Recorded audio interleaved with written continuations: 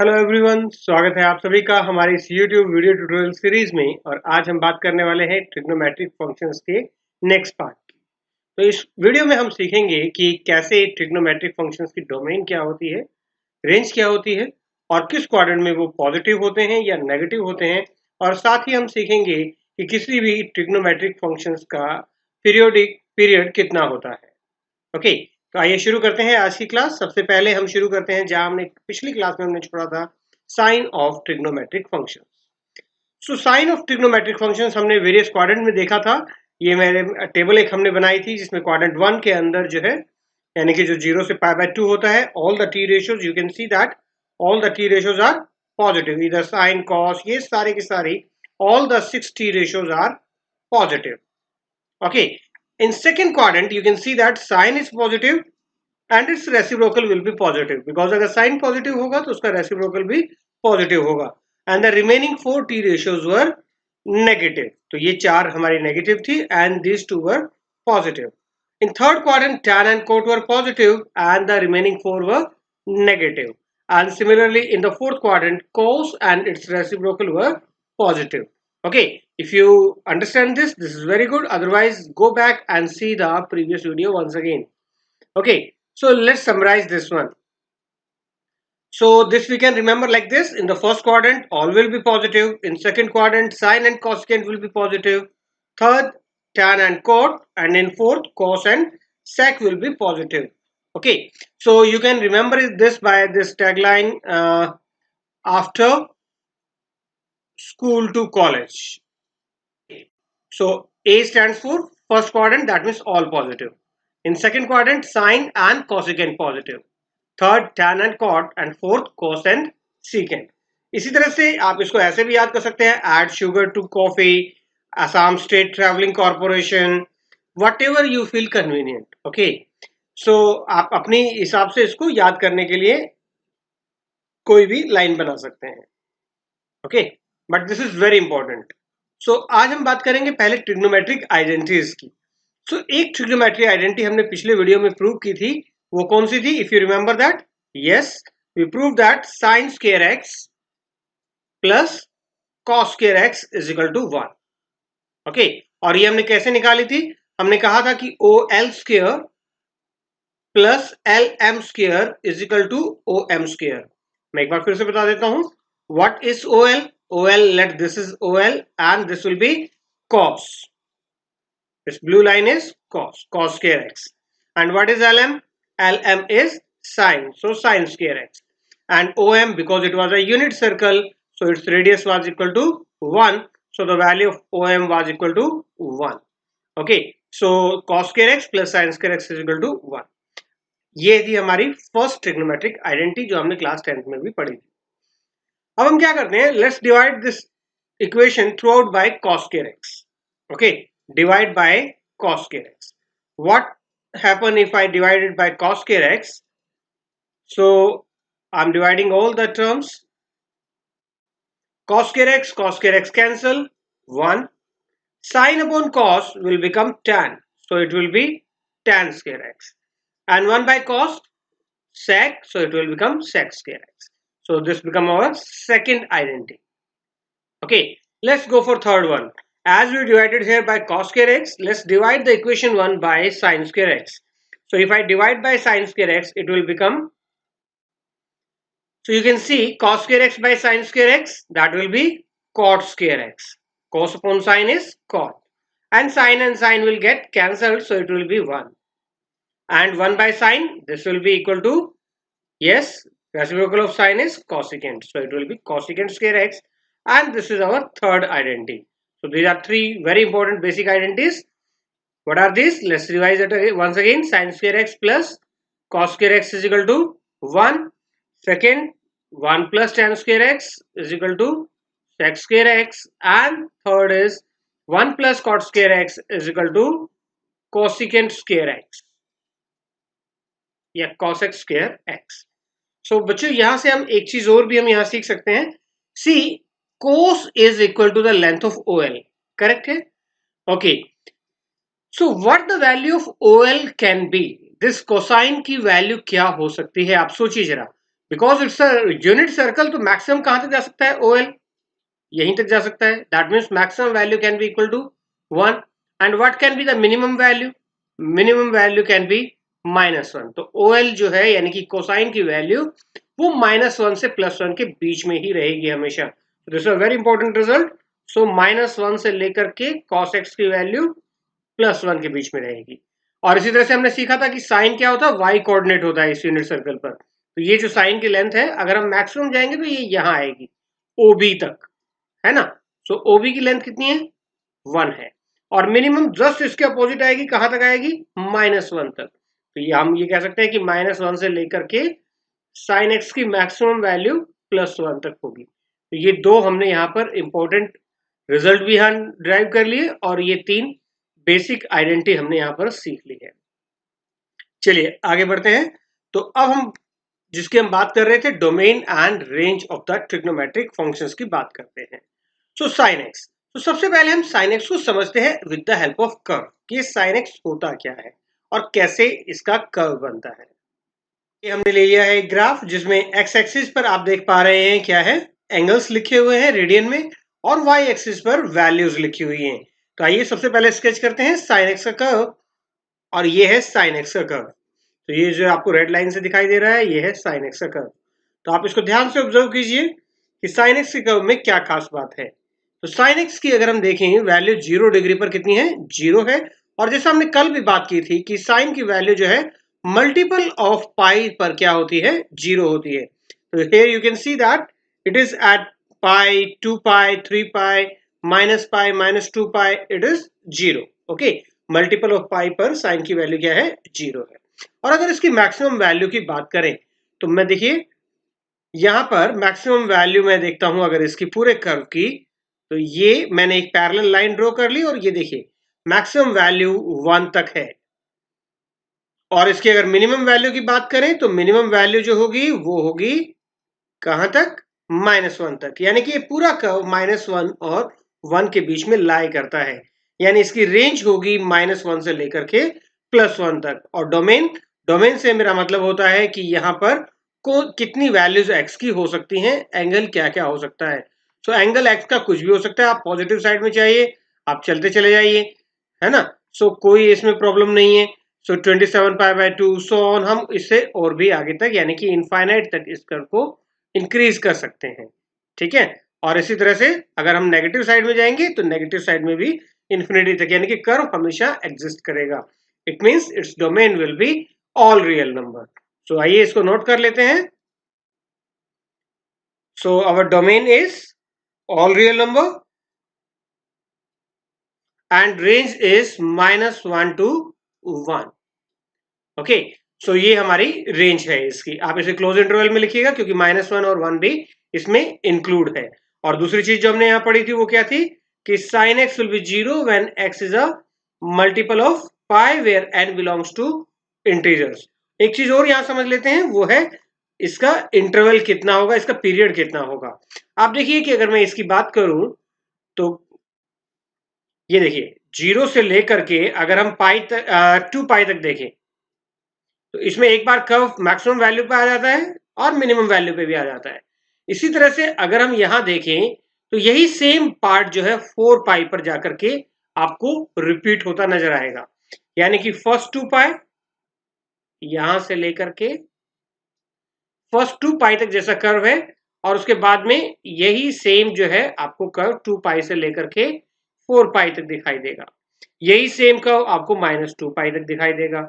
So what does it mean? कि after every interval of 2 pi, the curve will repeat itself. Correct है. तो यानी कि इसका इंटरवल कितना हुआ, 2 पाई. तो जो वैल्यू यहां पर है अगर हम इसमें 2 पाई ऐड कर दें तो वही सेम वैल्यू आपको यहां पर भी नजर आएगी. तो कितना है, period of sine x is 2 pi. What does it mean कि sign 2 and pi plus x is always equal to sin x where n belongs to integers. तो ये आपको समझ में आया बेटा. डोमेन क्या होगा sin x का, all real number, range -1 to 1, sin x will be 0 if x is equal to n pi, और period of sin x will be 2 pi. चलिए आगे बढ़ते हैं नए कर्व की ओर यानी कि cos x की.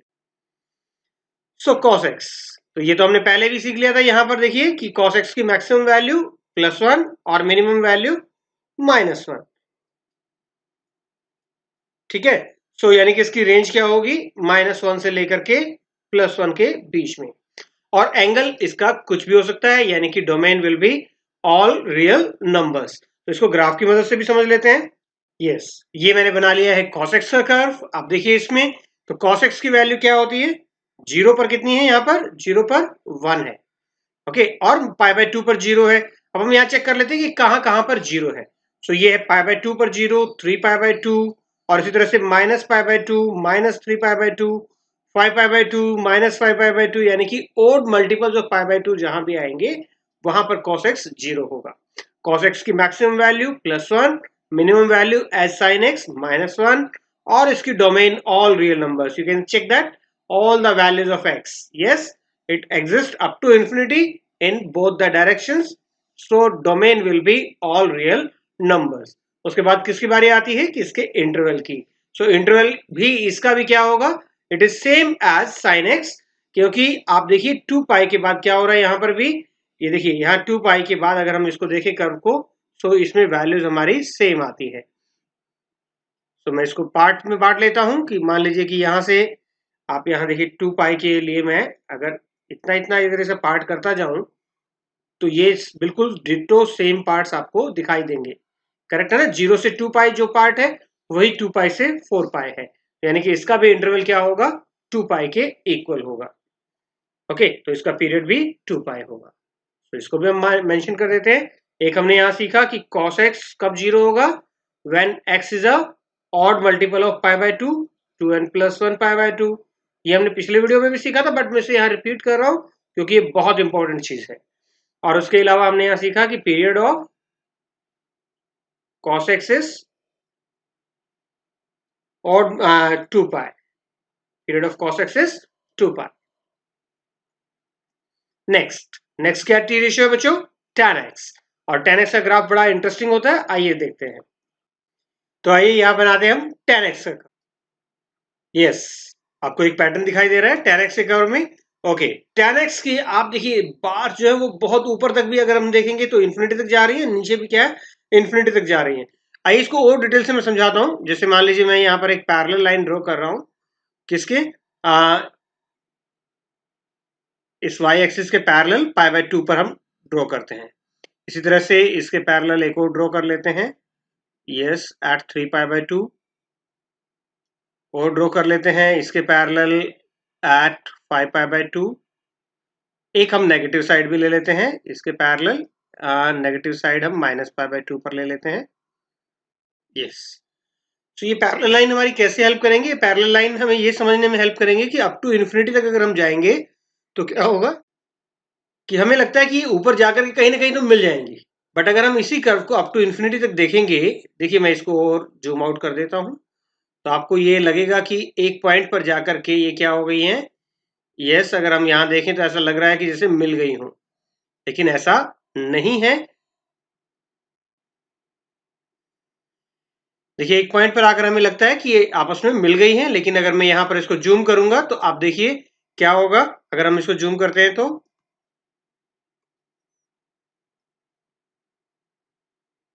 यस, मैं इसको और जूम कर देता हूं, और आपको ये डिफरेंस जो है साफ नजर आने लगेगा। ये देखिए दोनों के बीच में डिफरेंस साफ नजर, हालांकि लग रहा है कि बिल्कुल इसके पास जा रही है, but it will never meet. आपको ये गैप साफ दिखाई दे रहा होगा यहाँ पर। सो आप इससे समझ सकते हैं कि tan x की जो है पॉजिटिव साइड में वैल्यू आप 19, 20 ऐसे ही आप ऊपर चलते जाइए, so it will go up to infinity. और इसी तरह से अगर हम वापस नेगेटिव साइड में जाएंगे तो क्या होगा, वो -इन्फिनिटी तक जाएगी। यानी कि इसकी डोमेन जो है वो तो ऑल रियल नंबर होगी, लेकिन ये कर्व जहां पर भी ये जो cos 0 होगा वहां पर एग्जिस्ट नहीं करेगा, यानी कि all real number except odd multiple of π/2। और इसकी रेंज यानी कि +इन्फिनिटी और -इन्फिनिटी दोनों के बीच में है, so we will say that its range will be all real number. Okay, इसकी डोमेन अभी हमने क्या सीखी थी, डोमेन थी all real number except odd multiple of π/2। ये अभी हमने ग्राफ की मदद से सीखा। इसको मैं वैसे भी समझा सकता हूं। देखिए tan x क्या होता है बच्चों, tan x होता है sin x upon cos x। और हमने पिछले वीडियो में भी बात की थी कि cos x कब हमारे पास जीरो होगा, जब odd multiple of pi by 2 होगी। और अगर cos जीरो हुआ तो फंक्शन एग्जिस्ट नहीं करेगा, because we are reading trigonometric functions. तो all real number except wherever this cos is 0, that is 2n plus 1 pi by 2, and range was all real number, that means minus infinity to plus infinity।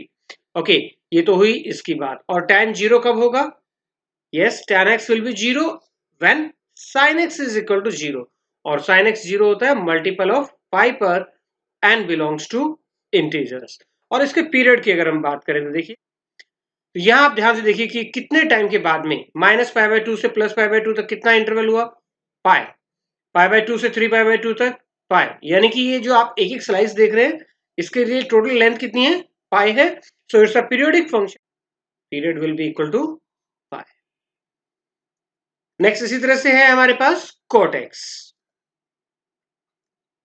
तो cot x की domain range क्या क्या होंगी, देखिए cot x क्या होता है बच्चों, cot x होता है cos x upon sin x।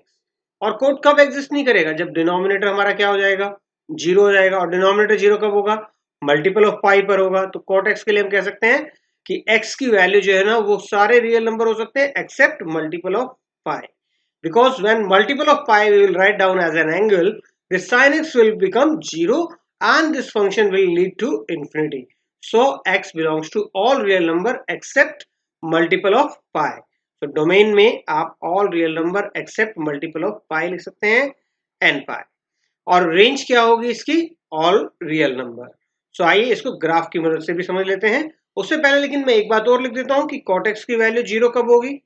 ये सोचिए जरा, cot x जीरो होगा जब cos जीरो होगा, और cos जीरो कब होता है, odd multiple of pi by 2 पर। So where n belongs to integers. और रही बात इसके पीरियड की, तो पीरियड इसका होता है बेटा पाई के इक्वल, और इसको हम ग्राफ की मदद से भी समझ लेते हैं। तो ये है बच्चों हमारा cot x का कर्व। आप देख पा रहे हैं cot x बिल्कुल tan जैसा है, बट थोड़ा सा डायरेक्शन जो है इसकी अपोजिट है। क्योंकि देखिए tan क्या था, tan वाज, देखिए मैं tan का भी साथ में बना देता हूं तो आपको आसानी होगी समझने में। ये देखिए ब्लू लाइंस tan के कर्व को रिप्रेजेंट कर रही हैं, और जो ग्रीन लाइंस है वो cot x के कर्व को रिप्रेजेंट कर रही हैं। तो जस्ट इससे अपोजिट होता है, when tan will be zero तो उसका रेसिप्रोकल यानी कि ग्रीन लाइन कहां जाएगी, अप टू इन्फिनिटी। और जब हमारे पास tan की वैल्यू जो है वो हमारे पास यहाँ पर इन्फिनिटी होती है, तो cot x क्या हो जाता है, जीरो हो जाता है। जस्ट उससे अपोजिट, cot x को tan x को हटा लेते हैं यहाँ से।